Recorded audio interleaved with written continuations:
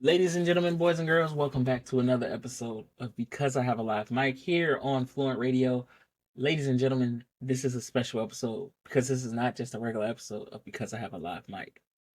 This is an episode of an award nominating Because I Have a Live Mic. That is right. Shout out to y'all for nominating me. Thank you for listening podcast awards. Thank y'all for nominating me. Shout out to the 209 podcast for, putting me up there. But shout out to y'all. I got nominated for best internet radio show. Y'all can still put me in there for best sports podcast. Y'all gotta write me in. But I know some of y'all be lazy. So all y'all gotta do is click Because I Have a Live Mic in best internet award show. I know. But I'll take any award I can get. I appreciate y'all for nominating me though. We got a great show lined up for you today. We're gonna talk about the Wild West and how it's up for grabs. Like almost outside of 1 and 2, all the playoff spots are up for grabs. We also want to talk about what could trip up some teams in the playoffs that are contenders, only contenders. What could trip them up on their road to trying to get a title. We also want to talk about some trade rumors in the NFL and where I think the best landing spots for a few trade options are. And we also going to finish up our mock draft that we've been doing for the past 2 weeks. But first, the craziness that is the West is, well, just put it bluntly, it's crazy. It has been outstanding on what the West has done in the playoff run, right? Like, and I know for a lot of people it is hard, but I like the chaos of not knowing the playoffs just because of the fact it does add a little bit of flavor, so to speak, to that, because now you don't know essentially where you're going to land, right? Like 3 through 8 is up for grabs. 9 through 11 is still up for grabs, right? Like you still have potentially anyone can grab a spot. Like, there's no true way of saying like, hey, this team is, locked into the playoffs outside of a few, outside of 1 and 2 in the West. And the thing that adds to the flavor to it is because of the fact that the West has been so crazy. It adds to the fact that the NBA needs a little bit of drama right now because they have not been producing somewhat on the court, right? And it adds to the flavor of it just because now you kind of got to really look and see who's going to win. Because when I say it's close, I mean it's damn near close. Like right here close, right? Because 3 through 8 all are in 2 games of each other. So the Lakers are at 48. The Nuggets are at 47. So they're 1 game behind them. The Clippers, Golden State, Minnesota, and the Grizzlies are all 46. So they're 1 game behind Denver and 2 games behind the Lakers. Sacramento, Dallas, and Phoenix. So Sacramento has 39 wins. Dallas has 38 and Phoenix has 35. So they can potentially catch them, right? They could potentially catch them with a few games left. Like the season ends like April 15th. So they could catch up to them by then. And right, the Kings, like I said, just went crazy. Him and DeRozan went back to the Bulls days. Zach LaVine and DeRozan dropped 80 on the Pistons, so that helped them out greatly. And with OKC losing to the Lakers, that helped the Lakers out because now they have the tiebreaker. So even if they do drop, they could still end up being at the very least in the playoff picture. And the big question, especially for the Lakers, is do I want to stay at the 3 or do I want to drop to the 4? Because if you drop to the 4, it's a little bit more easier to get to the finals. And why I say that, because if you stay at the 3, you're gonna have to play Golden State because they're 6 right now. If they don't drop, you're gonna have to play Golden State. Then if you play Golden State, you either have to go to OKC or you have to go to the Rockets. That is a hard road to go through for either one of them. And if I am personally the Lakers, I probably want to see if I would stay at 3 or if I want to drop. Because if I drop to 4, it's a little less hard because you only have to play one of those teams eventually, right? You'll have to play Golden State or you'll have to play the Thunder or you'll have to play the Rockets. And I think they can beat the Rockets a little bit more than they can beat Golden State. I mean, OKC.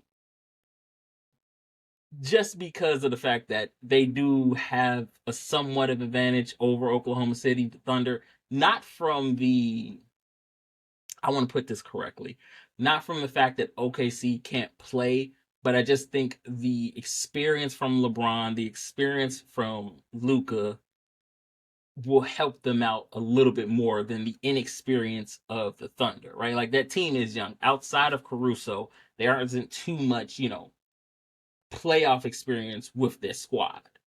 So if I'm the Lakers, I may think about just dropping a little bit. Or, hey, you want to have a tougher road to get to the finals? Go for it. But me personally, I'll be like, listen, I would much rather get to the finals as easy as possible, especially with the way we've been playing recently. I'd much rather just get to that as easy as possible. And then you have the thing with the Thunder is who will be the biggest threat to the Thunder. And it's not too many teams that I could think threaten the Thunder, so to speak. I think the Thunder, they got exposed a little bit in that Lakers game where if they aren't getting to the free throw line, they aren't as efficient as a lot of teams like to think that the Thunder are. So if they aren't getting to the free throw line, it's a lot harder. But I still think Shea Alexander is probably one of the best players right now, and I think he's going to be the MVP. But it's the inexperience for me, especially now that you're the big dog. It was a lot different last year where you were, the underrated team coming in, and you were just trying to, make it there. Now you're the number one seed. You have a front runner for MVP. You guys have a historically great defense, a very good offense, top 5 in both. Teams are going to be coming for you now. And teams are legitimately going to be gunning for you. Come giving you your best shot because now you guys went from the hunter to the hunted. And it's a lot harder to be the hunted than it is to be the hunter. Right? Because even if you play a team, let's just say Houston Rockets, right? 2 young teams, they will probably meet in the NBA West finals, right? They may end up meeting, right? 2 young teams going at it. Either one of those teams come out the West, I don't think they win the title.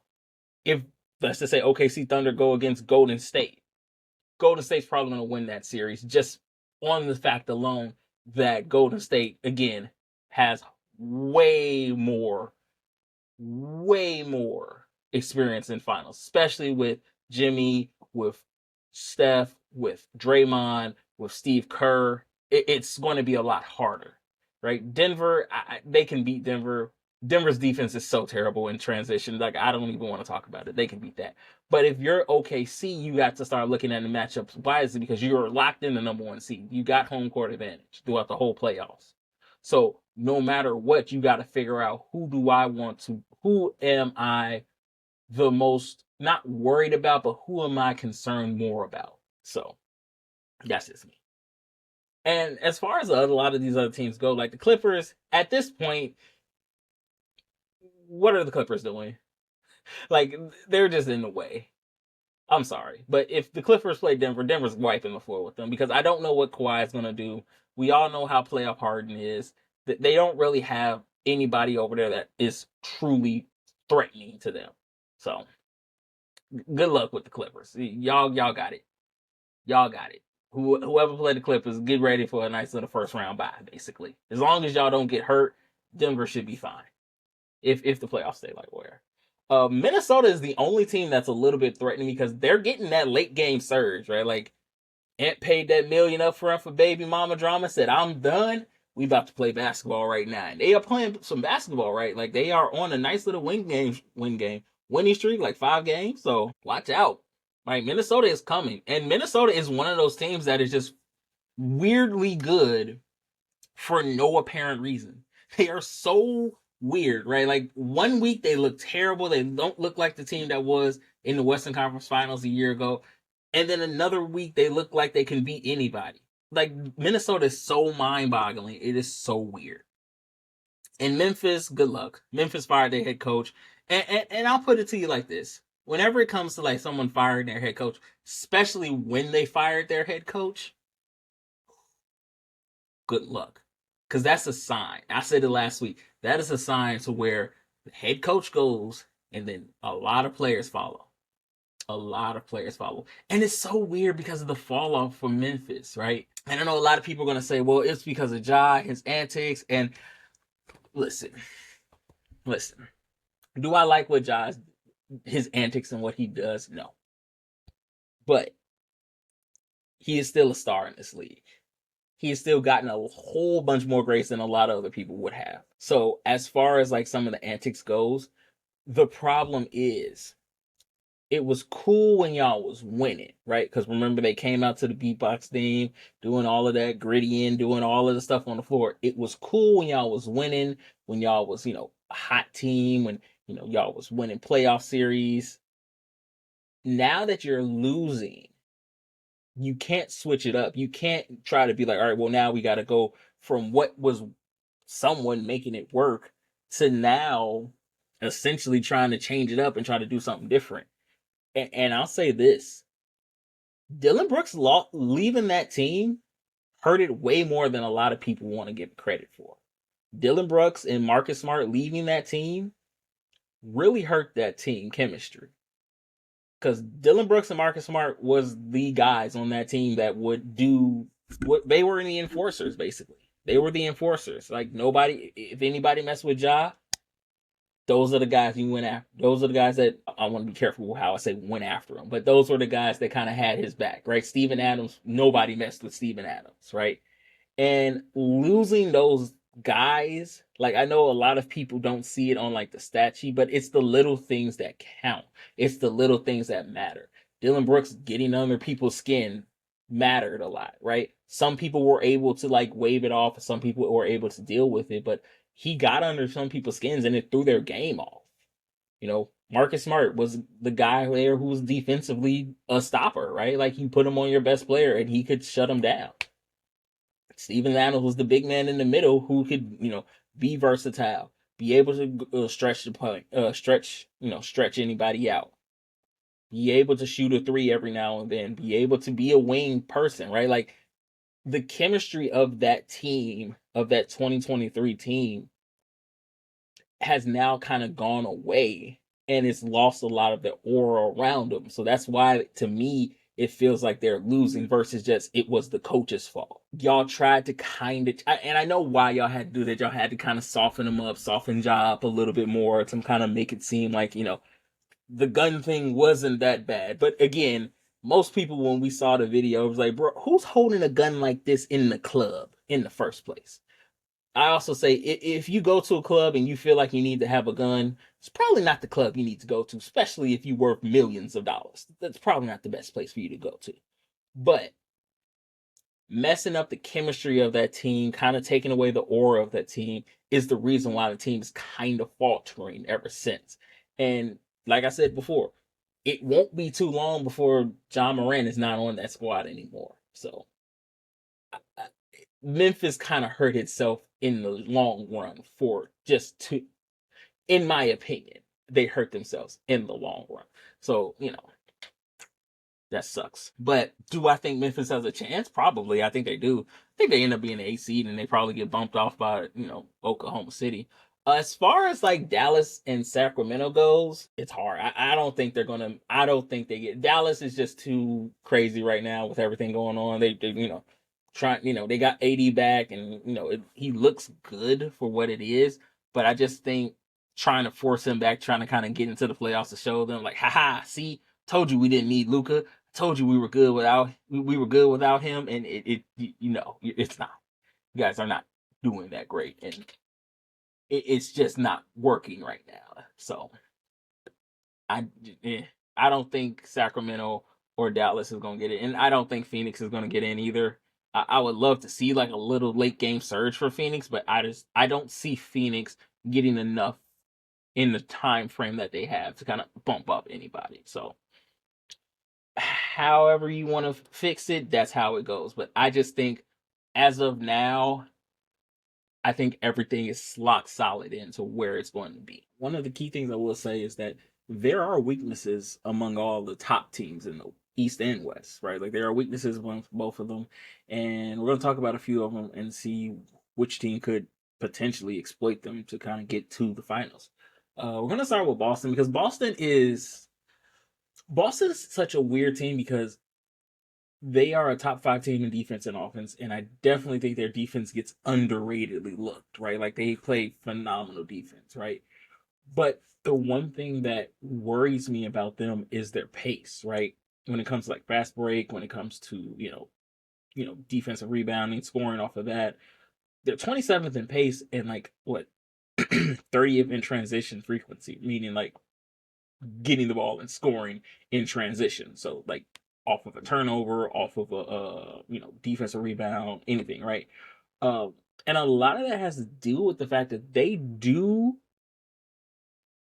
somewhat live and die by the three, right? Like they aren't a super heavy 3-point team, but when those threes are not falling, they do not score a lot, right? Outside of Tatum and Brown, they don't really have like a third kind of big score, right? Like I know Porzingis is, their third option and he's a very good third option, but outside of those three, if Derek White's not hitting threes, he's, kind of just there.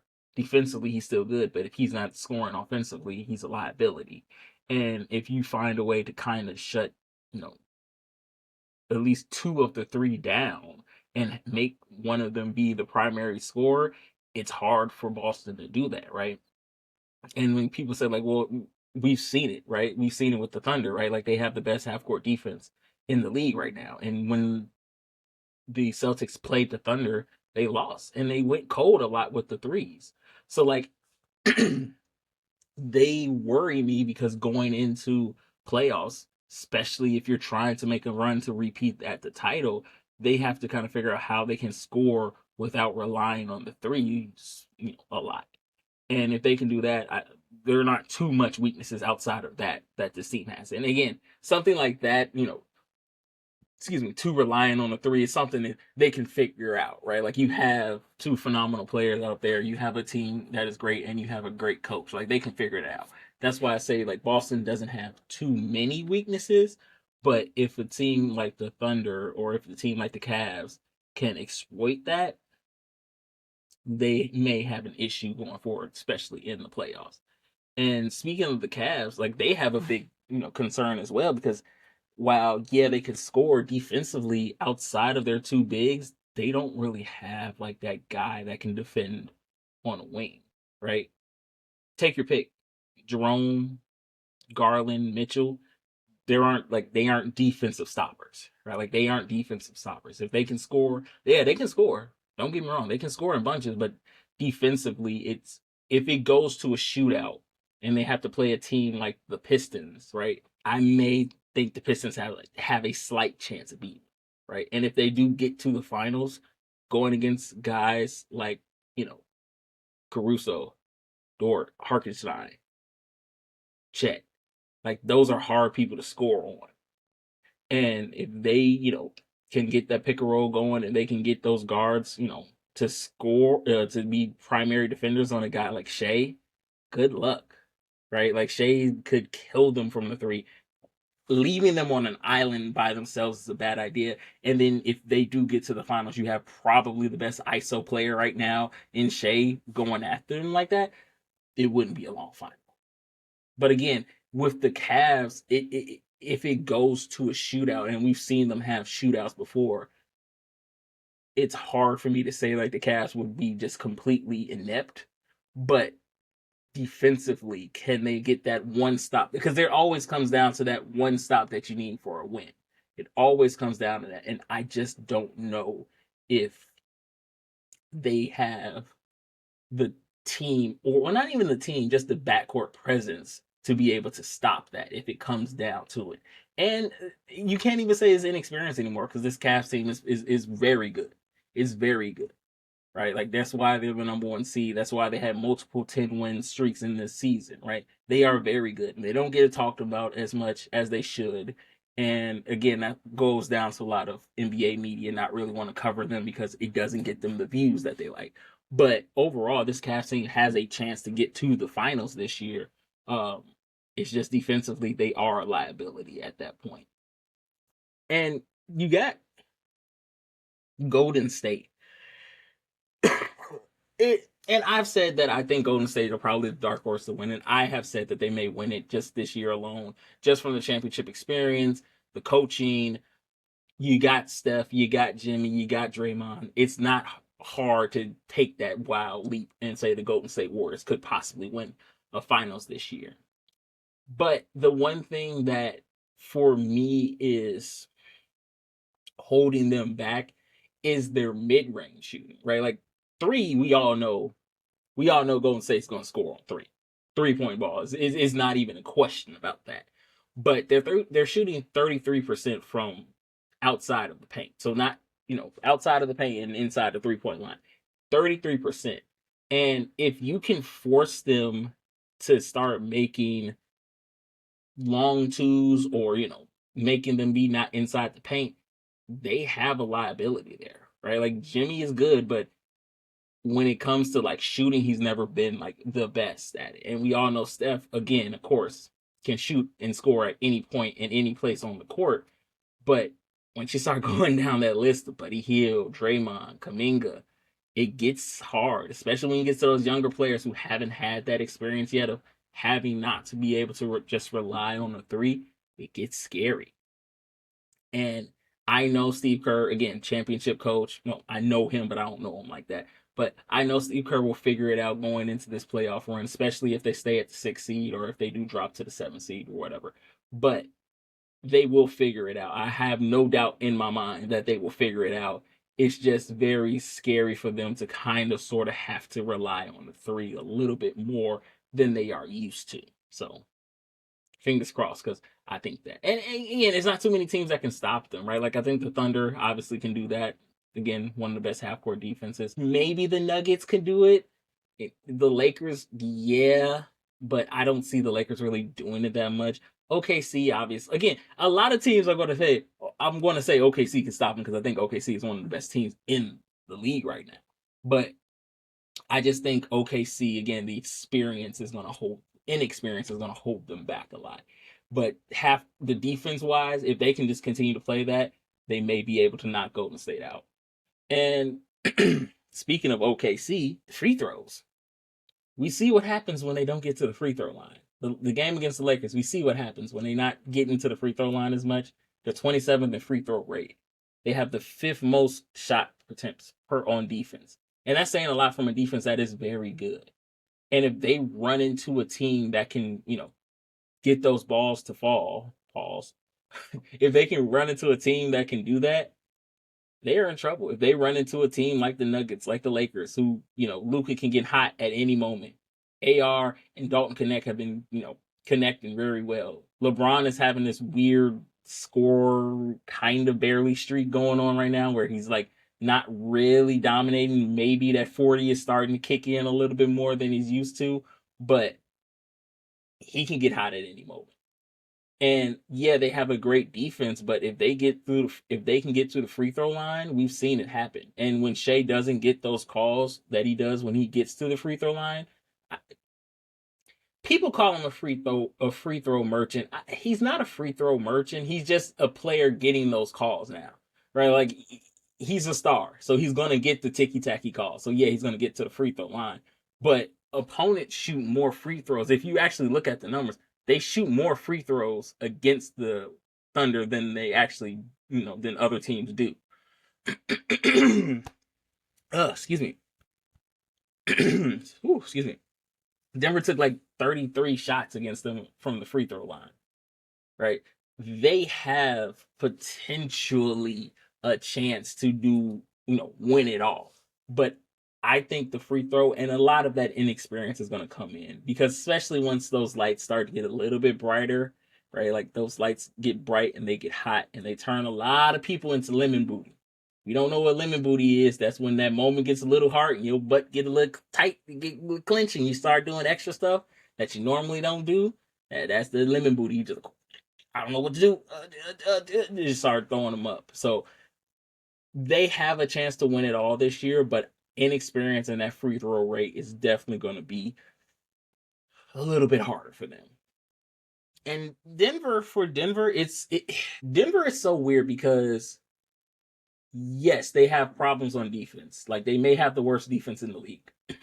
Transition, just defense purely. They may have the worst defense in the league. I know they don't, but they may. Going into the playoffs, they may have the worst defense, right? For a team with a winning record and going into the playoffs. Transitional wise, they cannot stop it. They cannot stop anybody. Teams get easy points quick off of them in transition defense. Teams get easy points off of them. And when you play a team like the Lakers, playing a team like the Thunder, playing a team like Memphis, who thrive off of those easy buckets, and then you force them into making those, tough plays. Like again, we all know that Jokic can do those, crazy shots to bump it off. The man's averaging a triple double right now. Probably may end up winning the MVP. I think it'll still go to Shea, but he's averaging a triple double. But defensive wise, they are not good. They are terrible. And it's not like it was last year where they could struggle on defense and still kind of hit those prayer shots that they were doing, right? Because again, like this year has shown that they don't hit those shots anymore. Like those shots for them are not falling like they should be. They are not falling. Jamal Murray is playing a lot better, but he's not at the level he was when he won a title, right? Russell Westbrook is starting to show a little bit more. Like I think he knows he's getting close and he can feel like he can taste the ring, but I think he's starting to press a lot more, trying to make, extra shots. I think people are, he started feeling himself a little bit too much and was just like, oh yeah, this is Westbrook time, baby. Now it's been a lot of Westbrook. So I think they may need to reel him back a little bit, but transitionally defense, they have a problem. So, and I will say this: a lot of that probably has to do with KCP not being there. He was a defensive guy. He was a defensive stopper, and I think a lot of that has to do with that. If they can get that which I don't think they can. I'll be honest with you. I normally say if they can get, like, I don't think they can. I think they may be not a first round exit because they're playing the Clippers. If the playoffs ended today, they will play the Clippers, and I don't trust the Clippers as far as I can throw them. But if they are going against a Thunder team, I think Thunder can match up with them well. Again, best defense in the league. They can score in bunches, and if they get up too much, it's hard to kind of claw back from they may look up and it's a 15-point lead on them. It's not impossible. We've seen it happen this year before, but it's hard to do that, especially in the playoffs. It's even harder to do it then. So when every game counts, where again, team has to win 4 games, that's hard to do. That is hard to do. And then we got the Lakers, and the Lakers' problem definitely is not transition, but turnover. They have turnover problems. Like they have struggled since the break. It didn't get much better when Luka got there. Like Luka was already a turnover issue. And defensively, they are not good. They are still not good. Vanderbilt has stepped up and been a great piece to that, but they are not good defensively, and they turn the ball over a whole hell of a lot. And a team like the Warriors and a team like the Thunder can definitely take advantage of that. And like I said, I don't know what it is, but LeBron is starting to look 40. He is not looking like LeBron of old. He is not looking like early season LeBron. Maybe the injuries are starting to catch up with him. Maybe he's tired. That's why I want to say they may end up trying to lock this thing in real quick to see where they get and try to rest LeBron for the rest of the season and just, if they can stay out of the play-in tournament and get to at the very least a 4 seed, they may rest LeBron. If they can't get any higher than a 4, rest LeBron, rest Luka, see what you got. Because if you can't get LeBron to be at the very least what he was early on in the season, and that 40 starts to creep up on him a little bit more, first round exit is not impossible for this team. Like, I get it, Luka is there, and Luka can carry this team because they have somebody there that can do a little bit more with LeBron not playing the level that he's normally playing at. But relying solely on Luka was the problem that Dallas had in the finals, and it didn't work. Defensively, he is not that guy. He is just not that guy. He's not the turnstile that he was in Dallas, but he is still not that guy. And they don't have that true blue defensive presence that they had. So turnovers and defense are going to be the issue for the Lakers. And if they do get out of the first round and they do have to go against a Thunder team, or if they do have to go against a Warriors team in the first round, if they stay the 3rd seed, we could see a first round exit from the Lakers. So with the trade window still wide open and Tyreek Hill posting or making funny videos about him getting possibly traded again, I made a list of like top trade targets and probably their best landing spots for them. And again, some of these are real trades that may end up happening. Some of these are fictional trades that I didn't make up in my mind, but trades that do make sense. So grain of salt these, please. Don't take this for gospel, just grain of salt these. But for Tyreek Hill, that trade is set in stone. It's going to happen. It's not a matter of when, it's just a matter of where, because Tyreek probably wants to obviously go to where he's with a title contender. He's not going to go to, Oakland, or he's not going to go to I'm about to say San Diego. He's not going to go to the Raiders. He's not going to go into a place like that. He's going to go to where he can win a title. And honestly, the best landing spot for him is Baltimore. Baltimore's the best landing spot for him. He's with a quarterback who is relatively healthy majority of the time of the season. Really only missed like 2 games in the past 2 years. He's going to go into an offense that has boatload of weapons that doesn't remotely rely on him to be that big play guy, because they have Zay Flowers, they have Derrick Henry, they have Isaiah Likely, they have a lot of weapons, so it does open it up for him. And again, he's still a top receiver in the league. He can still take the top off of defense. You have to kind of respect him for it. Like, he is not just going to be any type of guy in this offense. He's going to be a legit guy. And you give Lamar Jackson what he's been asking for, a number 1 receiver. Yeah, he's probably not as great as he was a few years ago, but he still has that speed. He still has that capability of being a breakaway play guy. And you have to respect that. And you put him with Lamar Jackson, who, by the way, if you're still saying Lamar Jackson is quote unquote not a real quarterback, he's just a running back that can throw, you're being objectively obtuse at this point. The past 2 years, Lamar Jackson has thrown for almost 800 yards and has accounted for about 75 touchdowns, to go along with only 11 interceptions in these past 2 years. Last year, he threw for 4,000 yards, 41 touchdowns, and 4 interceptions, and ran for 900 yards as well. Lamar Jackson is the prototype quarterback of what the league wants now. So giving him someone like a Tyreek Hill to add on to that offense is bananas. It's but low crazy. If you can put him on there, they win a title. Because Lamar Jackson finally gets a true blue number 1 receiver. Zay Flowers is turning into a number 1 receiver. He's turning into his go-to guy. But you get him Tyreek Hill, a legitimate go-to guy, it's over with. It's over with. In the discussion, it's over with. So on the flip side of that, if Baltimore do go out and get Tyreek Hill, Pittsburgh is going to need a guy that can help stop him. Pittsburgh is going to need a guy that can help contain him. They have Joey Porter Jr., but they're going to need somebody else. And that someone else is Jair Alexander from Green Bay. I personally just want him out of there just because I don't want Green Bay to have nice things.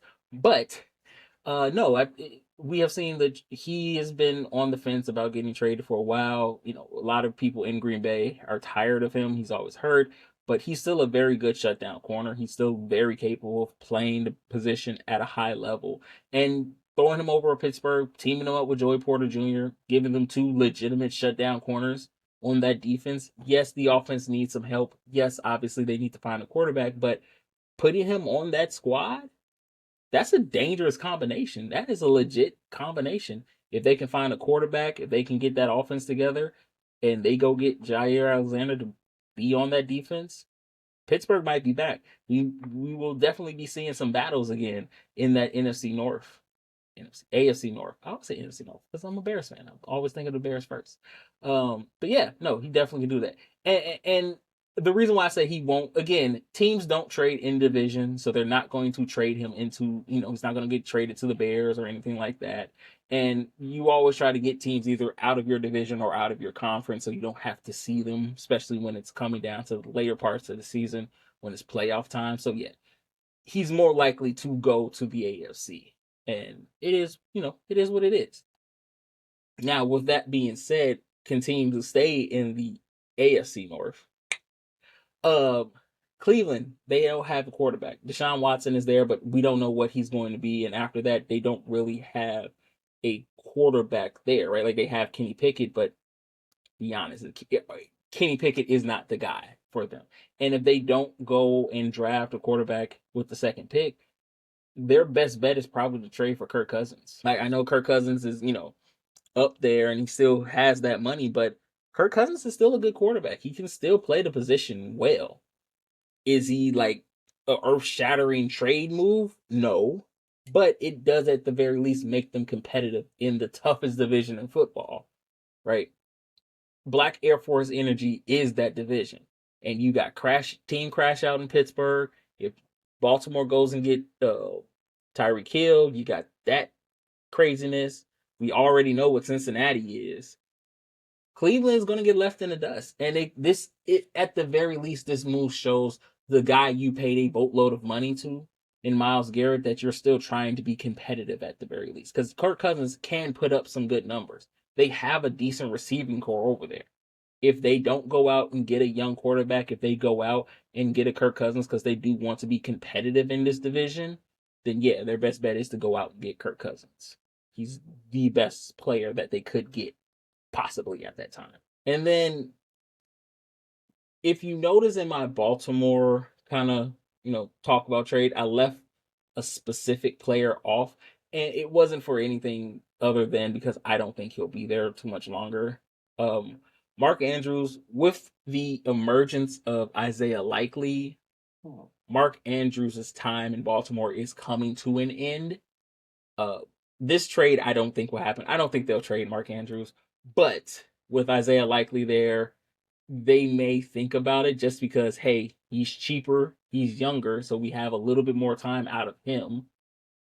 And I just think Mark Andrews' time there has kind of come up short. Not somewhat come up short, but come to an end. I think he's been great there. Don't get me wrong. He was Lamar Jackson's primary weapon when they didn't want to give him any receivers of note, right? Like he was their primary weapon for a while. He kind of helped with the renaissance of tight ends for a long period of time, right? He was right up there with Gronk. He was right up there with Travis Kelce. So he was up in that top tight end category, and he kind of got hurt and kind of fell off a little bit. But again, a lot of that had to do with Isaiah Likely, emerging, so to speak. And I just think the best place for him would be Tampa Bay. He gets to go back with his college quarterback and Baker Mayfield. They're legit friends, so they have a connection there already built in. They have the chemistry there. He helps this offense a lot. He frees stuff up for, Mike Evans, Chris Godwin. He helps out Bucky Irvin in the run game, Rashad Wright in the one in the running game. He helps Rashad Wright out. And this could be the thing that kind of pushes Baker and the Tampa Bay Buccaneers over the hump. Like they get another great weapon there. And this could be a thing that kind of helps them kind of break into that fringe playoff deep run to dark horse Super Bowl contender. Again, they're in a division where nobody is truly breaking out at this point. We don't know what Carolina truly is just yet. Atlanta's going through upheaval right now. The Saints are kind of, in rebuild mode, so we don't know. And if they can go and get a guy in Mark Andrews, this could be the thing that kind of pushed them over the top a little bit. So, and this one is hard because this one could happen very easily. And as far as trading Brandon Ayuk goes, it's hard because Brandon Ayuk got his money, got paid, but then fell off the earth, right? He took the money and ran, right? Like, I'm going to make a segment of took the money and run. Take the money and run, because that's what he did. He took the money and he ran, and he got hurt, and he never really produced to the level of the money that they wanted to. And I've heard trade rumors of him wanting to get traded and them thinking about trading him because it does free up some money. They have to eat 18 million. That cap hit will hurt, but it frees up some money for them to kind of sign, you know, things that they need, or even put that money towards Brock Purdy if they want to do that. But Brandon Ayuk could end up getting traded, and I think the best landing spot for him would be to go to the Los Angeles Chargers, right? Like they don't have a true blue number one receiver. And if Brandon Ayuk can go back to what he was before, where he was putting up 1,000 yards and 10 plus touchdowns, then they would have something there that will finally make me believe that Justin Herbert is a top 5 quarterback, or not even top 5, top 10. Because I don't believe he's a top 10 quarterback. I'm sorry, right? People have tried to convince me that he's a top 10, top 5, top 15 quarterback. He's not. He's just not to me. And it's nothing against him. It's nothing against, anything he has done. But to me, he just has never produced at a level to where I can see this praise that everyone heaps on him. And a lot of that has to do with the fact that he doesn't come up in playoffs. He puts up great numbers in the regular season, but the time frame you need him the most, he chokes. He chokes. Legit, he chokes. And it sucks for him because he's a great player, but they kind of rushed this coronation for him to be the greatest quarterback to come out of the draft class, and he never really lived up to the hype, right? The 2 playoff games he's in, he has looked terrible in them. One of those playoff games, he blew a 30-point lead to Trevor Lawrence and the Jacksonville Jaguars. Against Houston this year, he looked terrible. He looked terrible. And when people say, like, okay, well, then name me some quarterbacks you have better than him: Joe Burrow, Patrick Mahomes, Lamar Jackson, Josh Allen, Geno Smith, Sam Darnold, Jalen Hurts, Brock Purdy, Jaden Daniels, and I'm probably going on a limb here a little bit with this one. Probably Jordan Love. Jordan Love and him are right neck and neck, but I put Jordan Love just above him. But I do not see what everybody else is pushing with Justin Herbert. I'm not saying he's terrible, he's a bum, he's a bust or anything like that, but I just don't see the um the reason why a lot of people are giving him the praise that he has for the limited success he has had. Because I think the problem is people look at stats so much and say, like, see, look at the stats. He puts up these great numbers. If it wasn't for his team being terrible, he would do so much better. Like, he came into the league with one of the top wide receiver cores in the NFL. He had Keenan Allen when he was still somewhat in his prime, and Mike Williams, and he had in the running back, he had Austin Eckler. Tight end, he had Gerald Everett. So he had some weapons. It wasn't all him. And then people want to point to his defense, and they want to say the coaching. And don't get me wrong, Brad Staley was a terrible coach. Terrible coach. But then you get John Harbaugh, and everybody thought, okay, this is it. No, Jim Harbaugh, sorry. You get Jim Harbaugh, and everybody did, this is it. This is the time Justin Herbert breaks out, and he didn't have a breakout year. He had a very good year, but he didn't have that breakout year that everybody swore up and down that he was going to have. Justin Herbert is a top 15 quarterback, but not a top 10 quarterback. That's all I got to say. And I'm not labeling him as a bust, or I'm not labeling him as like he's going to be a bust down the line. No, he is good. But I just think for Justin Herbert is the only quarterback that needs the situation to be perfect for him to succeed. And again, it's not completely his fault. He went to Oregon, so that Oregon offense is not conducive to producing quarterbacks. So it's not his fault completely. Edition of my mock draft before the draft starts. So I do have something that I do want to talk about with this draft, because this mock draft, I don't see, once again, too many trades happening.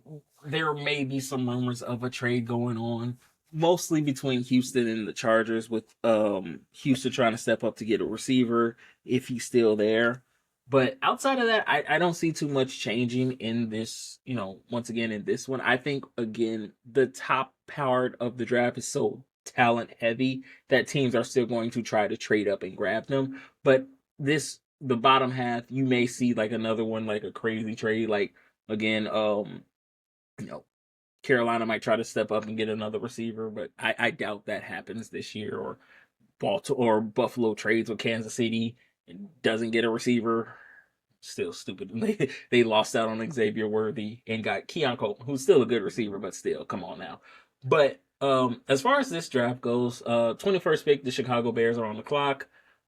They did well enough in the offseason to fix that offensive line to where I don't think they need to focus on offensive line this time. I think they did enough in the offseason to go address those issues inside of it. They can go outside and get a tackle if they want to. They can go get an edge rusher if they want to. But I think this draft is very heavy in edge rushers. So I think you still get value in an edge rusher later in the draft. Um, but I will address this, I guess. I don't see the need for a running back change. I think DeAndre Swift is a very good running back. Again, a guy who almost ran for 1,000 yards with a moderate to bad offensive line. Fixing that offensive line helps, but if you do have the option of getting a running back, Omarion Hampton out of North Carolina is there. He's a great running back. He's the second best running back in the class. So if you feel the need to go for running back, then yeah, he's there. But other than that, I don't think they need to go. But people are all upset about the running back position, so you address it there. And then this class is also very heavy in running back. So if you need to feel to address it, okay, sure, there's your running back. But I don't think so. Now again, you have the Chargers there at 22. Even if they do get the trade for Brandon Ayuk, I still think they need to get another receiver. Lad McConkey had a great breakout year last year. He did a lot of great things for excuse me, Justin Herbert. He definitely helped him out a lot in, maturing and trying to get to that quote unquote, he's definitely a top quarterback if you believe that, sure, whatever. But they still need to go and get another top name wide receiver. And if they do that, I think Ime Adukabe from Ohio State would definitely help him out, right? You add to that, you add to Lad McConkey, who had like almost 1,150 yards last year, right? You add to that, he's a great wide receiver. You can build that team back up again to where it's a threat, so to speak. But yeah, they need to go get another receiver to kind of help out Justin Herbert's maturation into the great quarterback that y'all think he is. The Packers, now again, they need to fix the defense. Like the defense heavily let them down in the latter half of the season, especially at the cornerback position with Jair being hurt a lot. That's why I think him getting traded is a strong possibility. And I think Jahad Barron out of Texas is a perfect fit for them. Tough corner. So I think he'll be a perfect fit for them in Green Bay, and that helps out that team a lot. And it takes some of that pressure off of that offense to perform at such a high level with the low level of receivers they have. And again, they can go receiver too. This receiver class is still heavy, but I think they need to address the cornerback position first and then worry about the receiver maybe in the second or third round. Now, Minnesota. Minnesota is interesting because they have a lot of positions already locked up. They got the running back locked up, two receivers locked up, tight end locked up.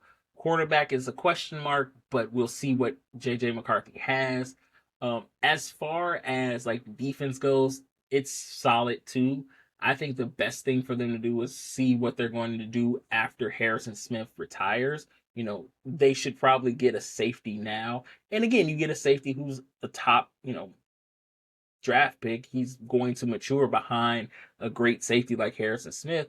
And once he does step down, you don't have a super big gap level between them, right? And Nick, I'm trying to pronounce his name correctly because I'm trying to get all these names right. Again, I'm an award-winning podcast, guys. I got to get these names right now. Ime Man. Okay, the safety out of South Carolina. I'm sorry. I'm gonna try to pronounce his name later. I'm gonna put his name up here somewhere. Future editing James, please add that right there.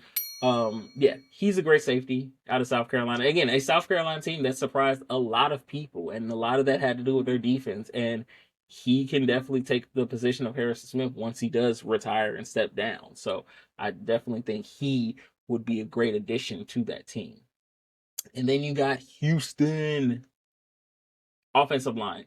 That is the biggest focus this team needs. If they want to get CJ Stroud back to the player he was his rookie season, that offensive line needs to get fixed. They traded away their best player in Larry Tunsil, so they need to fix that offensive line seriously. And Josh Simmons, sorry, out of out of Ohio State, is the best pick for that. He is the best pick. You start with the tackles and build your way. You start from the tackle and build your way out. And if they want to get CJ Stroud back to the level he was his rookie, again, mind you, with a bad offensive line, he was third. That offensive line allowed the third most sacks in the league at 56. Mind you, with that, they still got them to the second round in the playoffs. With all the receivers hurt, with everything going on. If they can fix that offensive line, if they can get that offensive line back to what it was a year or two ago, and CJ Stroud starts playing like he did before, there is no reason for this team not to be, at the very least, a dark horse contender for the Super Bowl. And then we got the Rams. And with the Rams, I'm not 100% sure on what they want to do, because they can go and they don't really need a receiver, because I think the receiver core is very good. Obviously, I'm not sure 100% sure what they do with the quarterback position. Maybe they go get a Jackson Dart later on in the draft, but defensively, they still have some question marks. Cornerback is another one of those. So Isaiah Thomas out of Florida State would help that out a lot. So they can fix that backfield in the defense, and they can help them out. Try to make this what I am dubbing the last dance for Matthew Stafford. I am dubbing it that. And then Baltimore. And Baltimore needs help on the cornerbacks, because cornerbacks, safeties, all of that, they need help. They need desperately help. And Donovan Jackson out of Ohio State fits them perfectly. He fits them perfectly. I think he's a great fit for them. They get some safety help. They can kind of move away from some of them other safeties, because they tried to get out, and it sucks to see like Eddie Jackson kind of fade off a little bit, but he did not. He kind of hindered them a lot more than helped them. And you never know what this team would have been if they didn't start off 0-2. So they might have been the number one seed, and teams would have had to go through Baltimore to get to them. So you never know. And safety help was a lot of the reasons why, because teams when the Raiders were blowing past you, it's an issue. So now Detroit. We saw that Detroit's biggest hindrance on them not winning was the depth on the defensive line. Once that injury bug hit, it hit hard. It hit hard. Like, a lot of their top players on defensive line got hurt. And I know Aiden Hutchinson is coming back, but they need some depth on that line just in case something like this does happen again. Because his leg was disgustingly broken playing against Dallas, and it was bad. And I know he's been training and getting back, but he's probably still going to be a few games out before coming back fully. And if they can get some help on that defensive line, it definitely helps them out. Derek Hampton out of Oregon, he could help that defensive line out tremendously. He's an Oregon player, so he's going to be fast, and definitely having a fast guy on the interior line of that defense helps out tremendously. And then we got Washington. Now, Washington is interesting because Washington not so much collapsed, but just fell under pressure because they traded for Marshawn Lattimore, and I thought he was going to be the thing that kind of pushes them over the edge. And while good, he wasn't the Marshawn Lattimore of old, so I think they need another cornerback over there to kind of help get them younger on that side of the ball. And Maxwell Harston out of Kentucky is definitely for that. He's definitely built for that. So I think if they go cornerback and start rebuilding that defense, because the offense is straight so far, Jaden Daniels is going to take over that, and I can't wait to see what he does in his second year to see if he avoids that sophomore slump. But defensively with Dan Quinn, chef's kiss. I think this will be perfect. Buffalo, now they can do, now they need a lot, and they can do a lot, but I think offensively, obviously they need some help.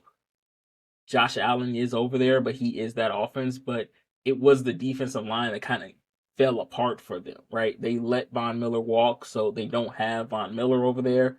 And they need to go defensive line. And Kenneth Grant from Michigan is the perfect fit for them. So I think they go defensive line there and they pick him up.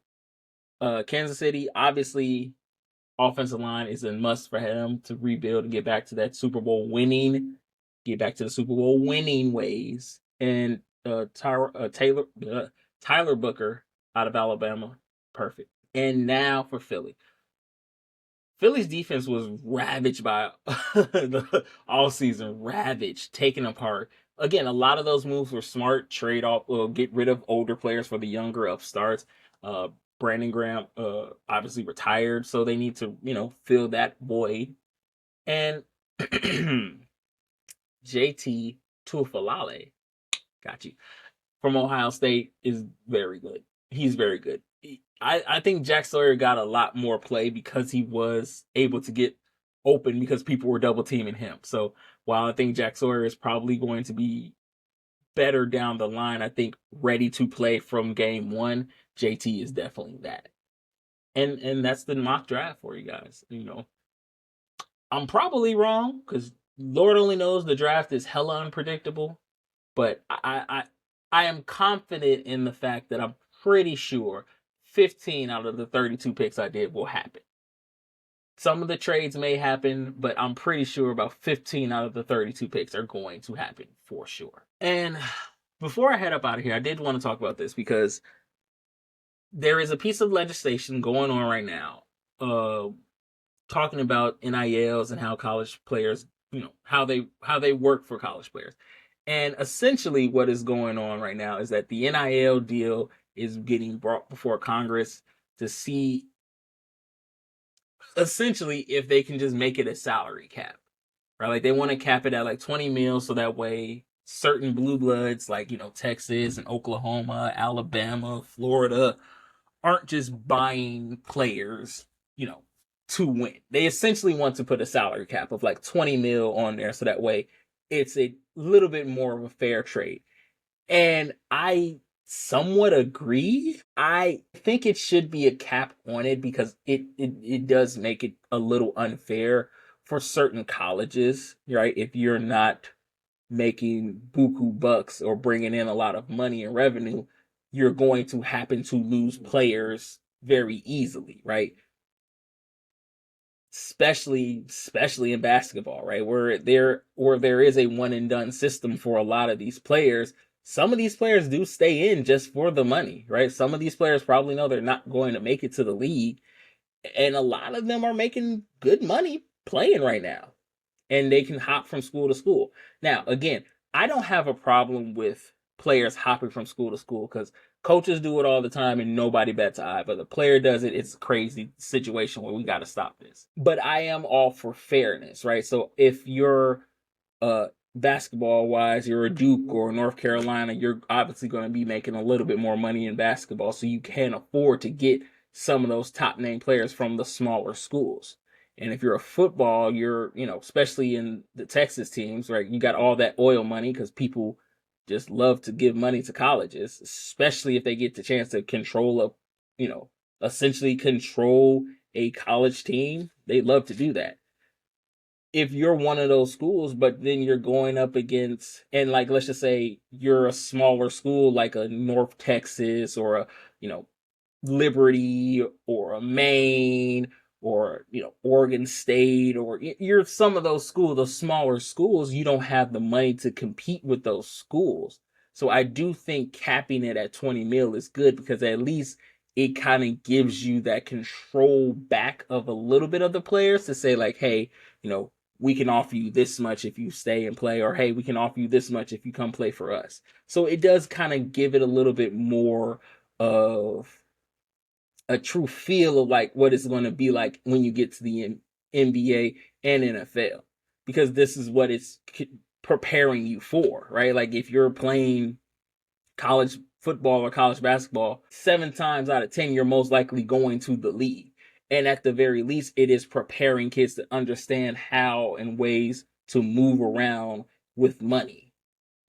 Now again, the thing I don't like is that they're trying to once again control where these kids go, because again, coaches can come and go as they please, literally as they please. They can get bought out of their contracts, they can get fired, they can decide to retire, they can change schools when they want to. So when a kid because again, when you recruit a kid, the school doesn't recruit him, it was the coach. I've seen plenty of times where kids have dropped out or redshirted or not played because the coach that recruited them got fired, left, or whatever. And then they still want to try to hold it over the kid's head. Well, you signed your letter of intent, so you got to come here. And they're just like, nah, I didn't sign with the school. I signed it with the coach, because he was the one that came and talked to me and told me about how they need me and how they want to play. So I don't like that they're trying to take back a little bit of the power from the players, but I do understand why they're trying to take back some of that power from the players, because it is becoming unfair to a lot of these other smaller schools and colleges that they can't compete with a big Power 5 conference like that. So I get it, but they haven't ruled on it yet. So once they rule on it, we'll talk about it a little bit more. But that is my show, ladies and gentlemen. Shout out to y'all for listening. Shout out to Fluent Radio for putting me on. Again, vote for me. Best podcast, best internet sports show, best internet radio. Just vote for me. When you see because I have a live mic, just click it and hit submit. Again, you only got to scroll down for like 3 scrolls and it's right there. I know, like I said, I was lazy too. I was like, I got to scroll all the way down for best sports podcast, and I put my name in and I did it. If I did it, you can do it too. Write me in for that one as well. But until then, guys, I got 2 fingers for you. Deuces. Because I Have a Live Mic was proudly presented to you by Fluent Radio, where all things are fluent. Please like, share, and subscribe. All right, 2 fingers.